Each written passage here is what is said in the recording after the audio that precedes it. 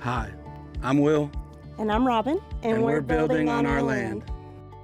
At this stage, it is so exciting to finally see the walls going up. We carefully planned the placement of outlets and utility sinks, so we were eager to see how they would be incorporated. Since we managed to install some of our HVAC system in the crawl space, we were curious to find out where the floor vents would be placed. Going into this next step, I was most excited about the drywall. It was incredible how much more it felt like a real house once it was installed.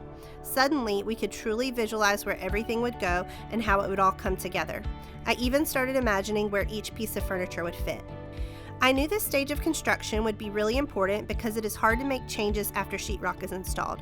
I always recommend buyers carefully consider where they might need outlets based on how they plan to use the space. We made sure to finalize any electrical, HVAC, or plumbing adjustments in the plans before reaching this stage.